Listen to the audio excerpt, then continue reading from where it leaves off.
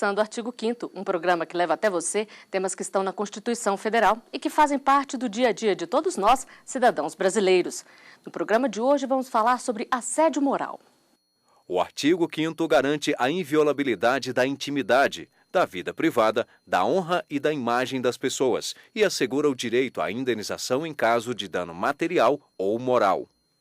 Está aqui conosco o juiz Renato Santana, presidente da ANAMATRA, Associação Nacional dos Magistrados da Justiça do Trabalho.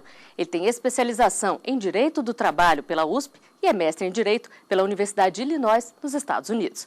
Seja bem-vindo, doutor Renato. Gostaria que o senhor começasse explicando para a gente o que configura o assédio moral. A conceituação do assédio moral, às vezes, ele é um pouco diferente na doutrina, né? Mas, basicamente, a gente vai estar diante do assédio moral onde existe uma série de atos, né? Não apenas um ato único, né? Mas uma série de atos tendentes a tornar a vida do empregado uma tormenta, vamos dizer assim. Isso pode se configurar de diversas formas, através de metas ou através de questionamentos constantes, perseguições. Mas a ideia que se deve ter é essa, de uma série de atos, não apenas de um ato apenas, né? Um juiz da Suprema Corte americana uma vez disse num julgamento sobre pornografia, né, que ele disse que ele não sabia definir a pornografia, mas ele sabia o que era quando ele via, né? Assim também é o assédio moral. Quando você está diante do conjunto probatório do assédio moral, você percebe que ele existe, ainda que seja difícil conceituá-lo. E também está aqui conosco o advogado trabalhista Rafael Oliveira. Ele é pós-graduado em Direito do Trabalho e em Direito Civil. Seja bem-vindo, doutor Rafael. Obrigado. O que uma pessoa que é vítima de assédio moral deve fazer? Em regra, num primeiro momento, ela tem que se preocupar com a demonstração e a comprovação daquele assédio, né? É interessante que sempre que se esteja numa situação dessa, se busque, num primeiro momento, uma orientação também, né? Acho que na situação do empregado, ali o RH, alguma pessoa que administrativamente consiga resolver, às vezes uma boa conversa pode se inibir uma situação dessa. Já se não conseguir uma situação dessa forma, é interessante que se passe aí para aquela situação de comprovar, de materializar aquela situação que vem ocorrendo, e aí, se for o caso, se não conseguir resolver dentro da empresa, através do sindicato, procurar um advogado, que a justiça está aí para poder repelir esse tipo de situação, né? E uma bancária do Rio Grande do Sul recorreu à justiça para garantir seus direitos. O Tribunal Superior do Trabalho condenou o banco a indenizar a ex-funcionária, que era pressionada a alcançar metas sob ameaça de demissão. O Banco Santander teve um lucro de R$ 591 milhões no terceiro trimestre deste ano. O resultado que inclui, entre outras coisas, a venda de produtos. O problema é que, para alcançar esses números, muitas vezes houve uma cobrança excessiva por parte dos gestores para que o funcionário atingisse a meta estipulada pelo banco. Em alguns casos, tiveram até ameaça de demissão. Foi assim no Rio Grande do Sul. A funcionária do Banco Santander foi dispensada depois de 20 anos de trabalho. Ela alega que durante os últimos 5, quando exercia a função de gerente adjunto da agência, foi pressionada pelos superiores para alcançar as metas de venda. Para isso, eram usadas palavras constrangedoras e humilhantes, até insinuações sexuais. Ela conta também que vivia sob pressão de ser demitida. Ao examinar o recurso na 7ª turma do Tribunal Superior do Trabalho, a relatora ministra Adelaide Miranda constatou que está evidente o assédio moral pelo excesso de cobrança. Por maioria dos votos, a indenização fixada é de R$ 100 mil. Doutor Renato, o limite entre a pressão no trabalho e o assédio moral é tênue ou fica fácil ver a diferença? Eu diria que talvez essa seja uma das questões mais tormentosas em relação ao assédio moral. Onde está o limite entre a cobrança, né, e o assédio. De fato, é direito do empregador dirigir o trabalho. Então, ele tem que dizer como o empregado trabalha, de que forma, em que horários. E também está dentro do poder que tem o empregador também cobrar, fazer cobranças. Mas sempre que essa cobrança ultrapassa o razoável, aí sim nós estaremos diante do assédio moral. E no setor bancário é comum, todos os setores que começaram a trabalhar com sistema de metas acabaram de alguma forma ou de outra chegando perto da questão do assédio, né? Porque você tem chefias que ganham participações, ganham comissões com base no rendimento dos empregados que estão abaixo deles, né? Então, isso gera esse ambiente de competição, esse ambiente de pressão extrema, né? Que daí sim nós descambamos para o assédio. Isso é demonstrado também por uma série de doenças psíquicas, depressão, que são casos, a pessoa assediada moralmente, ela acaba formando um quadro bastante comum, que é o quadro da depressão, do isolamento. Esse eu acho que é um dos problemas que a gente vai enfrentar cada vez mais nos tempos para frente, né? São as causas alegadas na hora de pedir uma indenização, de entrar na justiça, esses problemas que vêm decorrente do assédio, doutor Rafael? Justamente, o empregado, muitas vezes, aquela cobrança excessiva, né, feita de uma forma não muito habitual e harmônica, né, dentro da relação de trabalho, aquilo ali acaba causando, né, efeitos psíquicos, né, na pessoa, como o meu doutor falou. A pessoa entra em depressão e aquilo ali causa um efeito direto na vida da pessoa, né? Um efeito psíquico que realmente a gente vê vários casos, várias situações em que a pessoa realmente muda o estilo de vida, fica triste, não tem mais vontade de viver porque ela está numa situação que não consegue superar uma mínima expectativa, né, dentro daquele contexto que ela está. E realmente são efeitos graves e que de fato tem que ser combatido e tem que ser analisado com muito cuidado. O juiz leva isso na hora de definir, por exemplo, o valor de uma indenização, juiz? Sem dúvida alguma. As consequências do assédio moral também devem ser pesadas no momento da fixação da indenização. E, assim, os primeiros estudos sobre assédio moral, eles foram, talvez os mais afamados, pelo menos aqui no Brasil, foram feitos na França. E justamente numa época em que começou a haver uma série de suicídios em grandes empresas francesas. E acabou se verificando que essas ocorrências de suicídio, que estavam muito acima da média histórica, tinham a ver com as condições de trabalho. Então, é esse tipo de preocupação que a gente deve ter. O empregado assediado, moralmente, ele, como o doutor Rafael mencionou, ele pode, de fato, procurar o sindicato, procurar o advogado, mas também é muito comum, talvez até mais comum, ele se isolar e como que acabar se enterrando cada vez mais nessa situação. E aí ele acaba perdendo produtividade. Perde a produtividade, ele fica pressionado, é uma bola de neve, né? E acaba, às vezes, levando até a ele mesmo pedir demissão, sair por um problema que não é dele, é um problema que vem do empregador, ele acaba pedindo demissão e saindo, ou então fica se adoentando e causando prejuízo, inclusive causando prejuízo para todos, porque o empregado adoentado, ele se afasta. Quem passa a pagar a remuneração dele é o INSS, é a Previdência, e então o país acaba arcando com o custo dessa doença criada dentro do trabalho. Agora, normalmente a testemunha é muito importante para ajudar a comprovar um fato. Como é que fica nesses casos? Porque a testemunha pode ser um colega de trabalho que tem medo de se envolver e acabar sendo prejudicado também. Realmente essa questão do colega de trabalho ela é bem delicada, né? Porque às vezes o colega está vendo aquela situação e às vezes até como uma forma, dentro daquilo que ele está pensando de se proteger, ele acaba isolando aquele outro empregado e ao invés de ajudar acaba até piorando a situação dele. Em relação à prova, hoje em dia a gente verifica, né, a questão da tecnologia e às vezes até do próprio empregado, quando ele tem a intenção de repelir aquilo ali, que ele vê que realmente está fora do que é comum, procurar meios de guardar, de futuramente comprovar perante terceiro aquela situação que ele está sendo exposto. Tem sido muito usado o celular, porque hoje em dia todo mundo tem um celular que filma, que grava. Essa questão da tecnologia, de fato, tem ajudado. Inclusive, eu acredito até que inibido, de certa forma, um pouco essa questão do assédio moral. Porque como hoje todo mundo tem um celular que grava uma conversa, filma, o próprio agente ali, agressor, ele vai ter um pouco mais de cuidado, porque sabe que aquilo que ele está fazendo pode ser hoje mais facilmente comprovado e até demonstrado perante uma outra pessoa. Então, realmente, nesse ponto, a tecnologia tem ajudado. E como é que os juízes encaram esse tipo de prova, doutor Renato? Olha, no direito do trabalho e no direito em geral, obviamente, todo tipo de prova lícita é admitida, né? Então, desde que não seja uma gravação ilícita, ou seja, em que é feita tipo uma escuta, um grampo, etc. Se a pessoa está participando daqueles fatos, ela tem o direito de registrá-los e é uma prova aceita com tranquilidade na Justiça do Trabalho. É claro que implica se fazer um laudo, enfim, saber a veracidade da gravação, o contexto da gravação, mas é uma prova possível, mas normalmente eu ainda vejo mais a prova produzida, a prova testemunhal, realmente.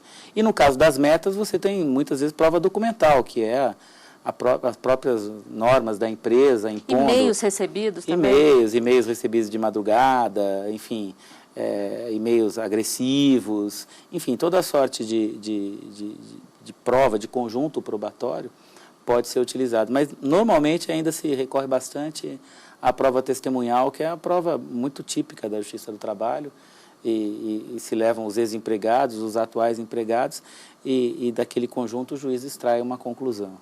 Agora, doutor Rafael, esse tipo de ação tramita mais na Justiça Comum ou na Justiça Trabalhista? Em regra, quando é na relação de trabalho, a gente procura sempre ajuizar na Justiça do Trabalho, até por conta da situação, da materialidade, do direito em si trabalhista, né, da preservação ali da integridade do empregado, que, óbvio, da pessoa como ser humano, é uma preocupação do direito, mas na relação de trabalho, sempre a Justiça do Trabalho. Envolve sempre questões de hierarquia? Tem que ser sempre de um chefe para um subordinado, ou pode ser ao contrário, pode ser entre colegas que ocupam o mesmo nível de função? Toda forma de assédio é possível de ser encontrada, né? Existe também o assédio do subordinado para com o chefe. Isso também existe. Acontece, por exemplo, quando um determinado empregado ele é promovido para uma função de chefia e muitas vezes ele os antigos colegas de trabalho não o aceitam ou acham que ele não merecia promoção ou passam a discriminá-lo e esse empregado que está numa posição de hierarquia, ele pode sofrer assédio também, vamos dizer, o assédio vindo de baixo ou o assédio que vem lateralmente, vamos dizer assim, de colegas da mesma hierarquia. Embora, é claro, o mais comum seja o assédio que vem do chefe em cima do subordinado. Mas todas as formas de assédio existem. E daí você vai me perguntar, bom, mas como é que a empresa controla isso? É culpa da empresa controlar se os empregados estão fazendo brincadeiras idiotas um com os outros? Sim, é obrigação da empresa manter um ambiente de trabalho sadio. Sadio e ter um ambiente de trabalho sadio e seguro não é só cuidar para que não haja agentes químicos, não há agentes agressivos, mas é também cuidar para que exista um ambiente socialmente sadio, evitando esse tipo de brincadeira. Brincadeiras racistas, brincadeiras que ultrapassem a razoabilidade, devem ser combatidas pela empresa. Se ela não combater e tem ciência, ela passa a ser responsável pelo dano. Bom, nós vamos falar mais sobre assédio moral no próximo bloco. O artigo 5º volta já.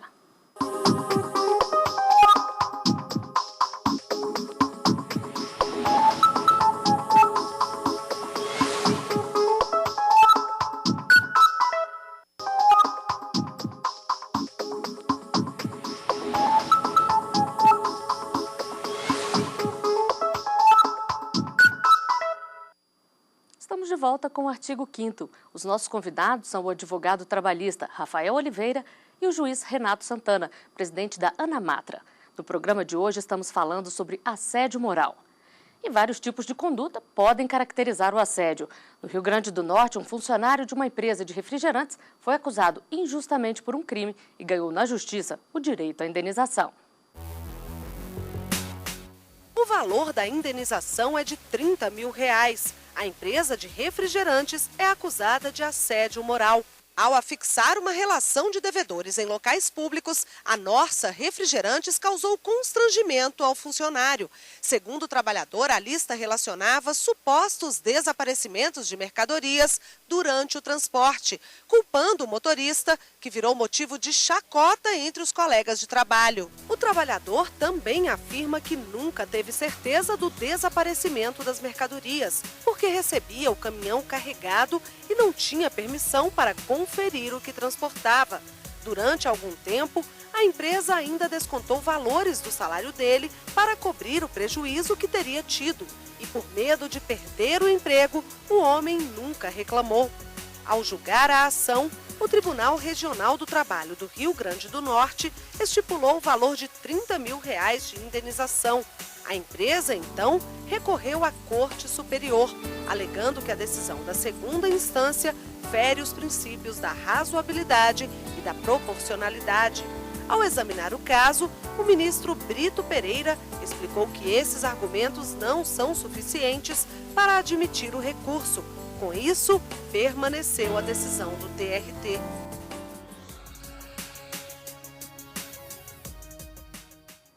Doutor Renato, em caso como esse, fica claro o assédio? Esse caso da reportagem, acho que caracterizaria mais um ato único de dano moral, né? Como eu falei, a ideia do assédio deveria ser a repetição de vários atos que levariam a uma situação de assédio. Aqui, no caso, aparentemente, a primeira divulgação de uma relação vamos dizer, de suspeitos, de furto ou de desvio de mercadoria, já caracteriza um ato que já causa o sofrimento moral e já dá ensejo a uma indenização. Se a empresa faz isso de forma recorrente, etc., daí sim caracterizaria o assédio, porque tornaria essa situação continuando no tempo. Doutor Renato, mas tem que acontecer várias vezes ou basta uma para ser considerada assédio moral? Para efeito de assédio moral, a ideia é da prolongação do tempo daquela conduta. Mas, o que não quer dizer que um ato apenas não seja caracterizador do dano moral. Muitas vezes o ato é até muito mais facilmente identificável, né?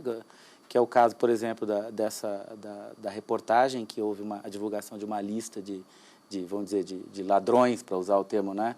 O termo popular, que obviamente já causou sofrimento, já causou violação da intimidade desse trabalhador.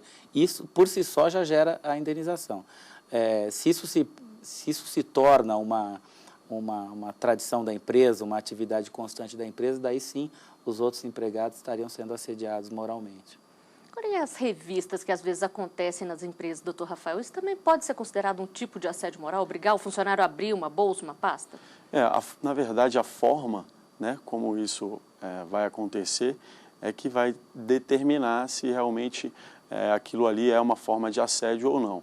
Porque o empregador, ele também tem o direito, né, de fiscalizar, de saber aquilo que está acontecendo dentro da sua empresa e evitar, obviamente, qualquer tipo de prejuízo.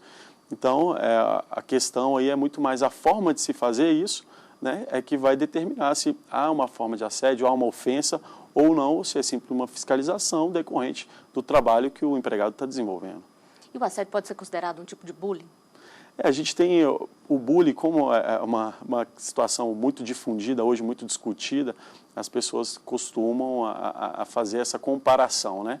O bullying, ele foi usado mais no ambiente escolar, mas é aquela questão da perseguição, da ofensa, né? Causa um dano ali no ofendido, que a gente pode sim fazer uma comparação com o que acontece muitas vezes na relação de trabalho, né? A pessoa está sendo ofendida diariamente, sendo apontada, sendo motivo de chacota, né? Como foi o caso da reportagem, porque estava sendo acusado de roubo, enfim.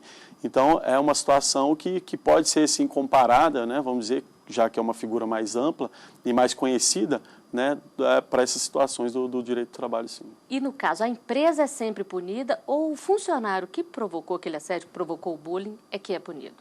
Veja, a empresa, ela tendo ciência de que está acontecendo esse tipo de atitude dentro do seu ambiente, ela deve tomar em relação a esse empregado que está sendo o autor do assédio, ela tem que tomar providências disciplinares contra ele, inclusive chegando no limite de dispensá-lo por justa causa.